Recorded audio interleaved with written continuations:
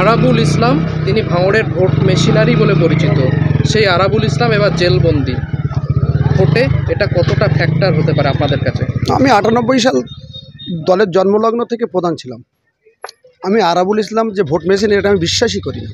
কারণ আরাবুলের বিরুদ্ধে যখন নির্দলে নান্নু হোসেন দাঁড়িয়েছিল, তাহলে আরাবুল যদি ফ্যাক্টর হতো তাহলে আরাবুল কিন্তু ওবারে জিতে যেত। আরাবুল হেরে গেছিল, মানে আমরাই হারিয়ে দিয়েছিলাম একদম নির্দল প্রার্থী হিসাবে নান্নু হোসেনকে দাঁড় করিয়ে হারিয়ে দিয়েছিলাম। পরের বিধানসভায় যখন রেজ্জাক মোল্লা দাঁড়ালো, আমাদের সঙ্গে থাকলো, সমস্ত কিছু করলো, কিন্তু তলে তলে দলের বিরোধিতা করলো।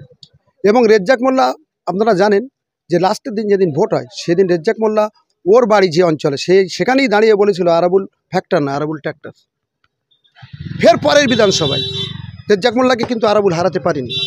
পরের বিধানসভায় যখন ডক্টর রেজাউল করিম দাঁড়ালো, তখনও ভিতরে আমাদের সঙ্গে থেকে ফেরও হারাবার চেষ্টা করলো, কিন্তু হারাতে পারতো না।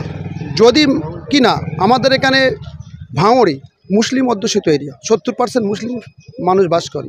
এই মুসলিম মানুষরা ফুরফুরা শরীফের ভক্ত। সেহেতু নওশাদ সিদ্দিকী যেহেতু দাঁড়িয়েছিল ফুরফুরার একজন আওলাদ, সেই হিসাবে এই যে ধর্মীয় টানে, এই যে ফুরফুরার টানে মানুষ নওশাদ সিদ্দিকীকে ভোট দিয়েছিল। আরাবুলের বিরোধিতা করার জন্য কিন্তু নওশাদ সিদ্দিকীকে ভোট দেয়নি। সেহেতু আরাবুল আমি মনে করছি আমাদের দলের ব্যাপারে যে আজকে ভিতরে আসে বলে কোনো ফ্যাক্টর হবে, কোনো ফ্যাক্টরই না তৃণমূল কংগ্রেসের পক্ষে, বরং বাইরে থাকলেই ফ্যাক্টর হতো। প্রতি ইলেকশনেই পিছনে সে বিরোধিতা করেছে, এবারও বাইরে থাকলে বিরোধিতা করতো, বরং এবার ভিতরে আসে বিরোধিতা করতে পারছে না। তার অনুগামীরা আমাদের সঙ্গে ভোট করছে, হয়তো বিকৃত হবে, কেউ পিছনে 2-4 জন করতে পারে, সেটা করে করুক, আমাদের তাতে কোনো অসুবিধা নেই।